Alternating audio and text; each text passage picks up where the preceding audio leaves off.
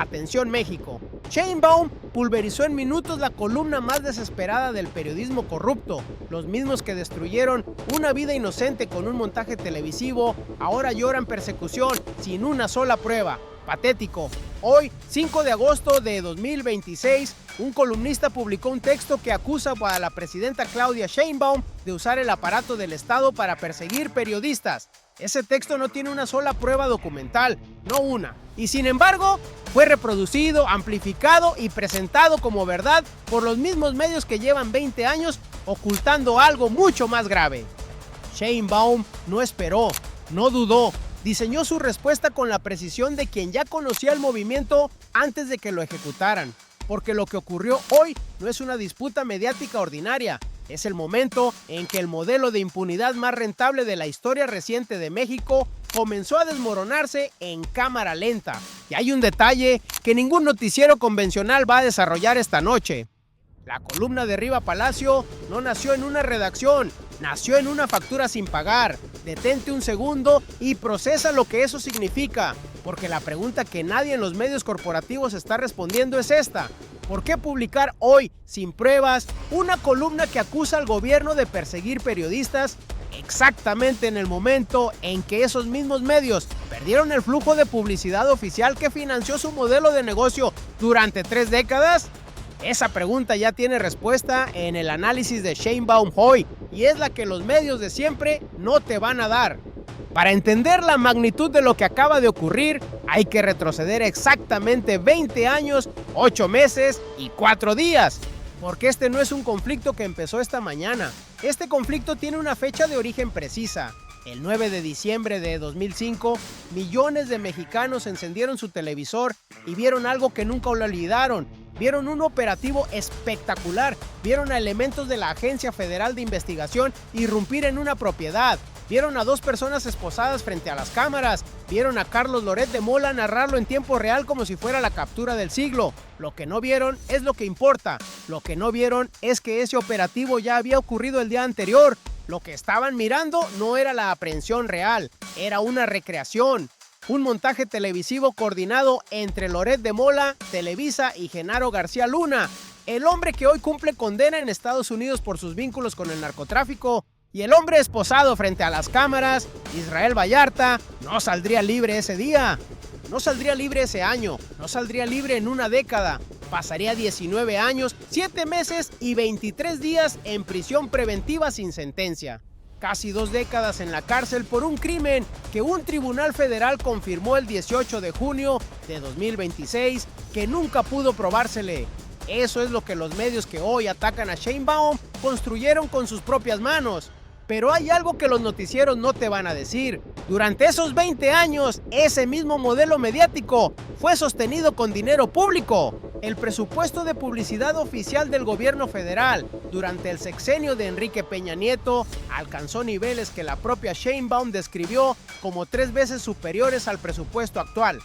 3 veces, medios como Reforma, El Universal, TV Azteca y El Financiero recibieron recursos del erario de manera discrecional, sin criterios de audiencia ni de transparencia.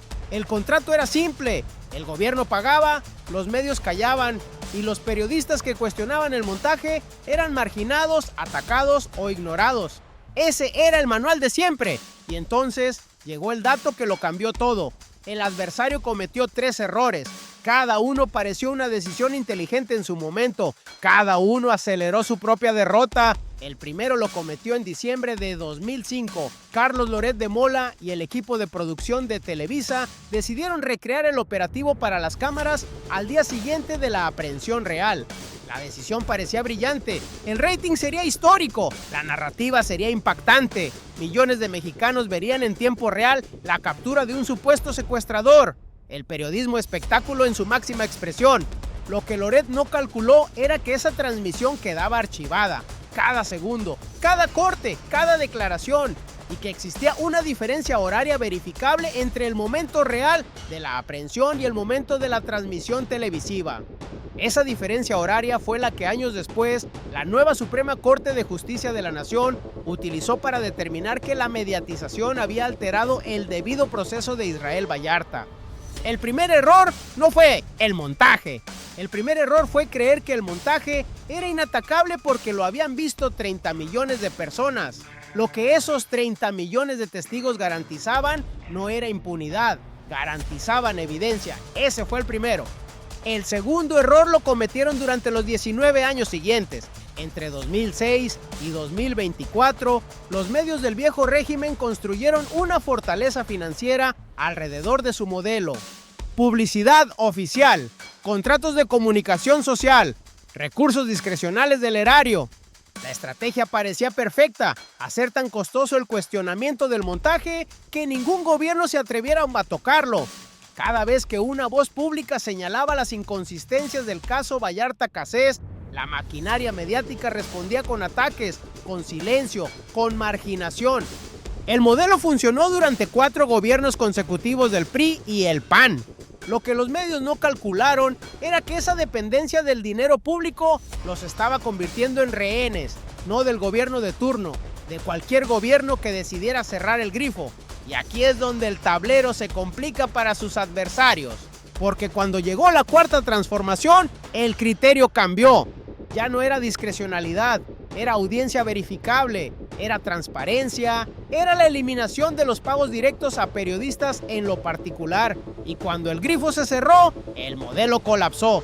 Reforma ya no recibe publicidad oficial federal, el Universal tampoco, TV Azteca tampoco, y además acumula deudos fiscales pendientes. El Financiero, la casa de Raimundo Riva Palacio, tampoco. Pero lo que Washington no quiere que sepas es esto. El tercer error lo cometió Riva Palacio esta mañana.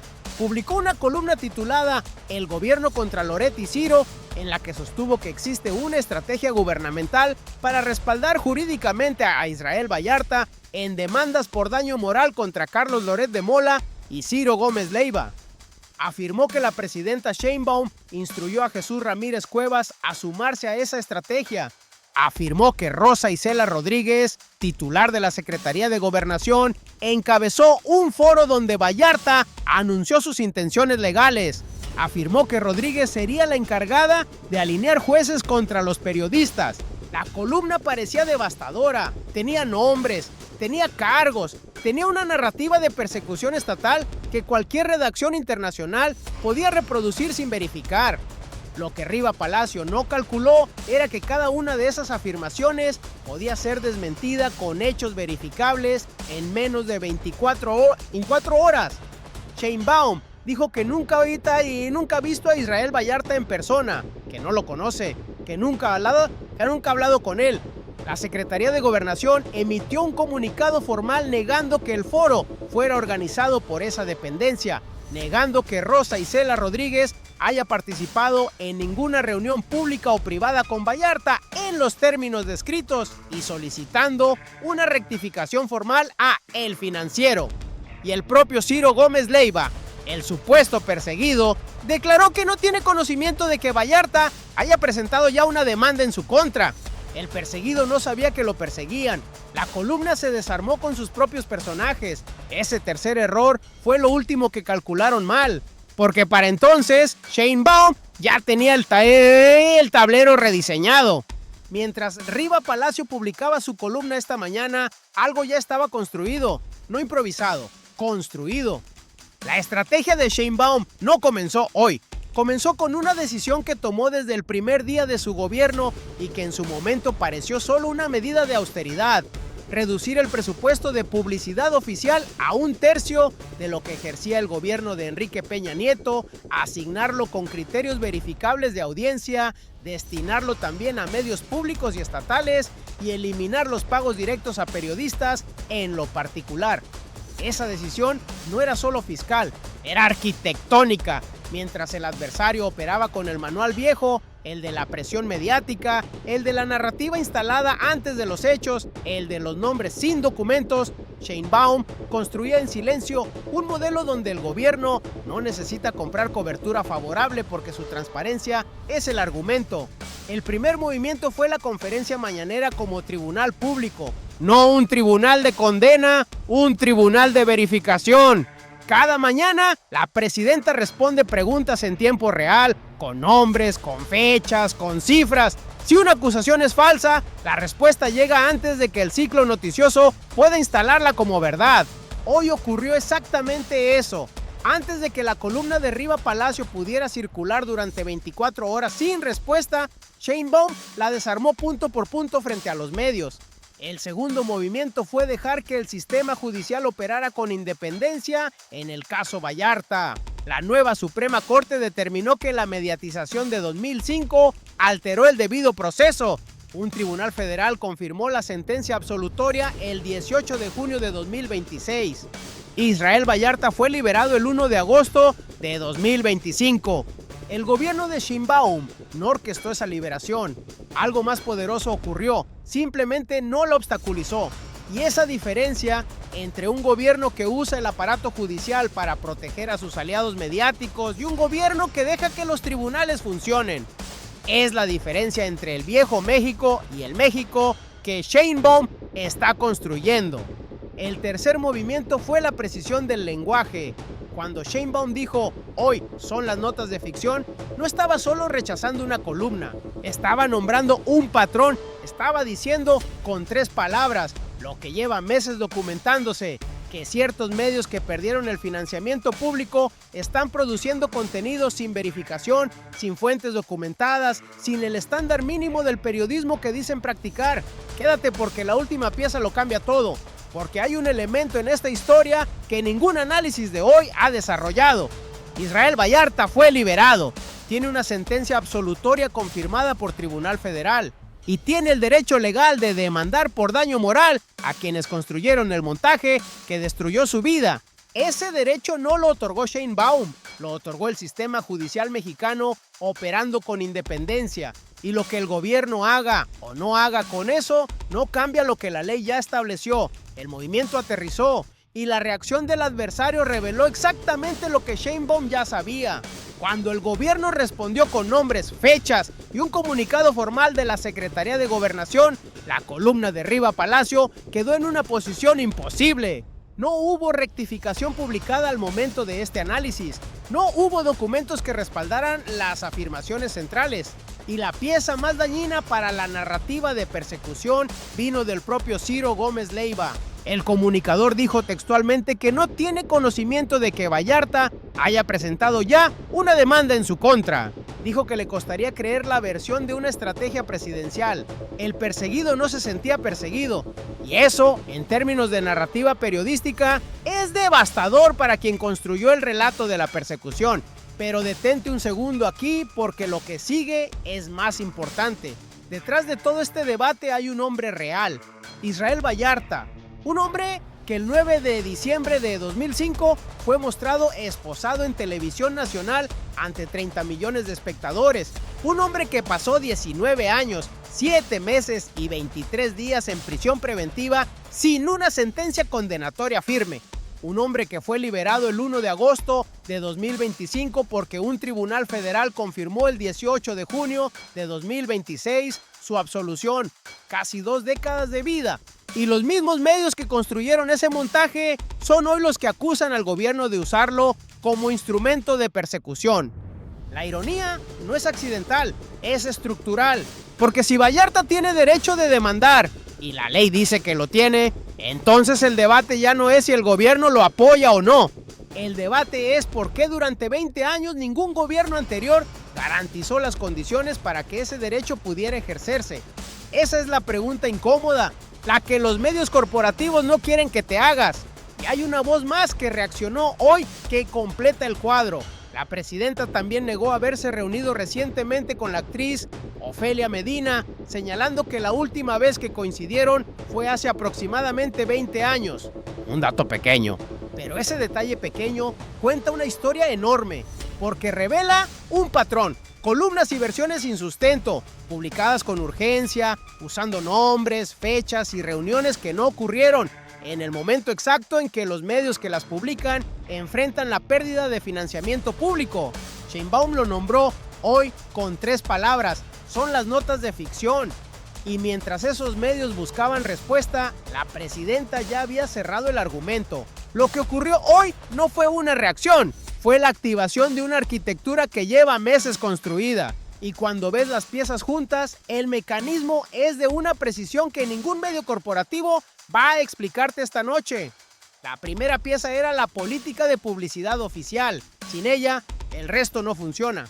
Sheinbaum redujo el presupuesto de comunicación social a 1/3 del nivel del sexenio de Peña Nieto, lo asignó con criterios verificables, eliminó los pagos directos a periodistas en lo particular y dejó fuera a medios con adeudos fiscales pendientes, como TV Azteca. Esa decisión no era de austeridad, era de independencia, porque un medio que no depende del erario para sobrevivir puede fiscalizar al gobierno con libertad real. Y un medio que sí depende del erario, pero que ya no lo recibe, tiene dos opciones: reinventarse o atacar. Lo que estamos viendo hoy es la segunda opción. La segunda pieza era dejar operar al sistema judicial. La nueva Suprema Corte determinó que el montaje de 2005 alteró el debido proceso de Israel Vallarta. Un tribunal federal confirmó su absolución el 18 de junio de 2026. Vallarta fue liberado el 1 de agosto de 2025. El gobierno de Sheinbaum no fabricó esa resolución, simplemente no la obstaculizó. Y esa diferencia es la que los medios del viejo régimen nunca pudieron imaginar, porque durante 20 años operaron bajo un sistema donde el Ejecutivo y el Poder Judicial se coordinaban para proteger a los actores mediáticos que sostenían la narrativa oficial. Sheinbaum rompió ese circuito, no con un decreto, con una omisión estratégica, simplemente no intervenir. Y aquí es donde el plan completo se revela. La tercera pieza es la que nadie vio venir: la conferencia mañanera como mecanismo de verificación en tiempo real. Cuando Riva Palacio publicó su columna esta mañana, el ciclo noticioso convencional habría tardado 48 o 72 horas en construir una respuesta oficial coordinada. Ese lapso habría sido suficiente para que la narrativa de persecución circulara sin contestación, fuera reproducida por medios internacionales y quedara instalada como versión dominante. Pero Sheinbaum respondió en horas, con nombre propio, con fechas, con la precisión de quien ya sabía que la columna llegaría porque el patrón era predecible. Y juntas, las tres piezas crean algo que sus adversarios no habían calculado: un gobierno que no necesita comprar silencio porque su transparencia es más rápida que la desinformación. Pero la pregunta que nadie está haciendo todavía abre una dimensión completamente distinta de este hecho. Si Israel Vallarta tiene una sentencia absolutoria confirmada por Tribunal Federal, si pasó casi 20 años en prisión por un montaje televisivo documentado, y si los medios que construyeron ese montaje son hoy los mismos que acusan al gobierno de perseguirlos, ¿qué ocurre cuando esa demanda civil se presente formalmente ante un juez? ¿Qué argumentos va a usar Loret de Mola para defenderse del mismo material que él mismo transmitió? Esa pregunta la respondemos en el bloque 9. Y aquí es donde la jugada se vuelve imparable. Este hecho tiene 3 dimensiones y cada una es más grande que la anterior. La primera es la más cercana. Para el ciudadano mexicano que encendió su televisor el 9 de diciembre de 2005 y vio ese operativo en vivo, y eran decenas de millones, hoy existe una verdad judicial establecida que contradice lo que Televisa transmitió esa noche. El montaje fue real, la prisión fue real. Los 19 años, 7 meses y 23 días de Israel Vallarta en preventiva fueron reales, y el dinero público que financió a los medios que construyeron ese montaje durante 2 décadas también fue real. Eso significa que cada mexicano que pagó impuestos durante el gobierno de Peña Nieto, de Calderón, de Fox, financió sin saberlo el silencio alrededor de una de las injusticias documentadas más largas de la historia judicial reciente del país. Ese es el elemento humano que los noticieros de hoy no van a desarrollar. Detente un segundo y procesa lo que eso significa. La segunda dimensión es nacional. Lo que Sheinbaum está redefiniendo no es solo la política de comunicación social, está redefiniendo la relación entre el Estado mexicano y los medios de comunicación. Durante 3 décadas esa relación funcionó como un contrato implícito. El gobierno financiaba, los medios legitimaban y la ciudadanía quedaba fuera del acuerdo. Ese contrato se rompió, no de golpe, pieza por pieza, y el resultado es un ecosistema mediático donde los medios que quieran sobrevivir van a tener que construir modelos de negocio basados en audiencias reales, no en contratos discrecionales con el erario. Eso es independencia mediática real. no la que se proclama en los editoriales, la que se construye cuando el dinero público deja de ser el oxígeno del sistema. La tercera dimensión trasciende las fronteras. Eso explica el movimiento. Lo que sigue explica la magnitud. México no es el único país donde los medios de comunicación fueron financiados con recursos públicos de manera discrecional para sostener narrativas convenientes al poder. Es un modelo que existe en toda América Latina, en partes de Europa del Este, en regiones de África y Asia, donde el Estado y los conglomerados mediáticos comparten intereses económicos directos. Lo que México está documentando con este caso, la relación entre publicidad oficial discrecional, impunidad mediática y daño a ciudadanos concretos, es un precedente que organizaciones de derechos humanos y de libertad de prensa van a estudiar. No porque México sea perfecto, sino porque está nombrando en voz alta algo que otros gobiernos prefieren mantener en silencio. El orden en el que los medios dependían del erario para sobrevivir no está en crisis. Ya terminó. Y desde sus consecuencias, México está ayudando a escribir las reglas de una nueva relación entre el Estado y la prensa. Hoy, en su conferencia mañanera del 5 de agosto de 2026, Claudia Sheinbaum dijo exactamente esto. Riva Palacio dice que yo estoy ayudando a Israel Vallarta. Ni lo conozco, nunca lo he visto, no tengo el gusto de hablar con él. Y después agregó, son las notas de ficción. 4 oraciones, 0 adjetivos innecesarios, precisión absoluta. Pero lo más poderoso no era lo que se veía. Cuando dijo, ni lo conozco, nunca lo he visto, no estaba solo negando una reunión. Estaba desactivando el argumento central de la columna con el único elemento que Riva Palacio no podía refutar, la experiencia directa de la presidenta. No había intermediarios que interpretar, no había documentos que cuestionar. Era su palabra frente a una columna sin fuentes documentadas. Cuando dijo, no tengo el gusto de hablar con él, añadió algo más sutil, el gusto. Una frase de cortesía que en este contexto funciona como señal hacia 3 audiencias simultáneas. Hacia los medios. Esto no es una declaración de guerra, es una corrección de hechos. Hacia la ciudadanía, la presidenta mantiene compostura frente a acusaciones graves sin documentación. Hacia Vallarta, el gobierno no lo abandona ni lo instrumentaliza, simplemente no interfiere en su derecho legal a ejercer las acciones que la ley le permite. Y cuando dijo, son las notas de ficción, esas 4 palabras fueron el movimiento más calculado de la mañana. No dijo mentiras, no dijo ataques, no dijo persecución mediática, dijo ficción. Un término que en literatura describe narrativas que parecen reales, pero que no lo son. Que tienen personajes, tienen tramas, tienen tensión dramática, pero que no están ancladas en hechos verificables. Sheinbaum no atacó a Riva Palacio como persona, clasificó su producto periodístico y esa clasificación es irreversible, porque ahora cada lector de esa columna tiene que hacerse la misma pregunta. ¿Estoy leyendo periodismo o estoy leyendo ficción?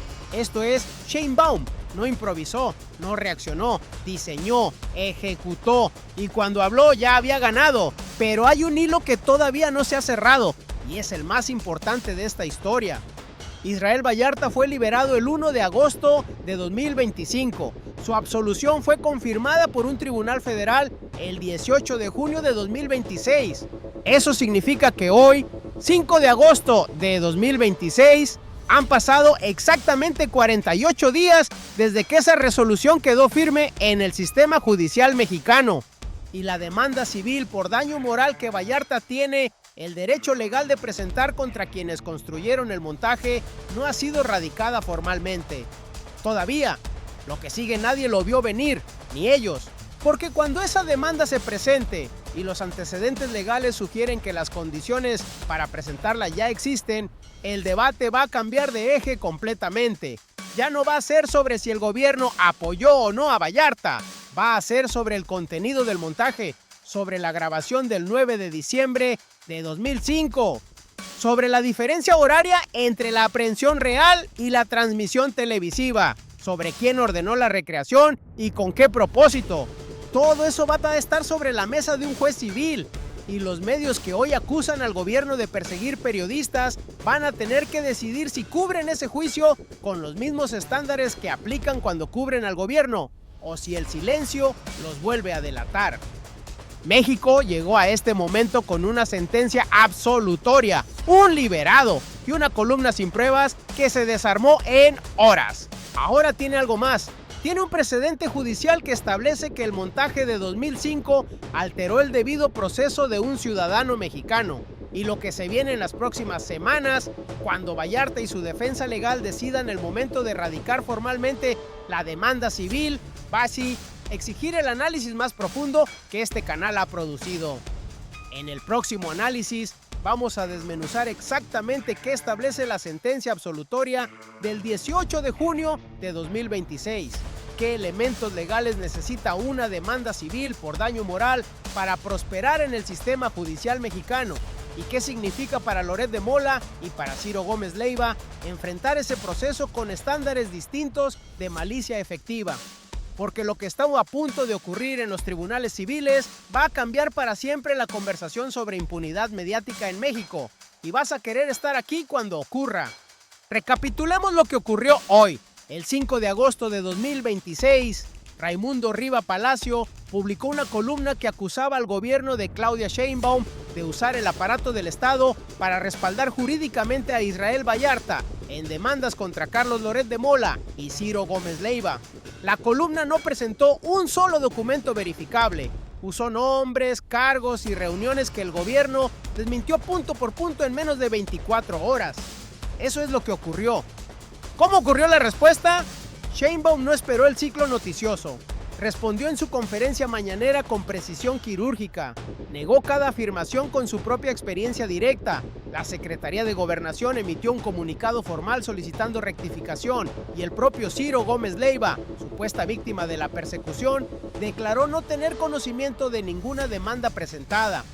La columna se desarmó con sus propios personajes, pero el por qué importa es lo que ningún noticiero convencional va a explicarte esta noche, porque detrás de esta columna sin pruebas hay un modelo mediático que durante 3 décadas operó con dinero público de manera discrecional, que construyó su poder sobre contratos con el erario y que hoy enfrenta la pérdida de ese financiamiento sin haber construido un modelo alternativo.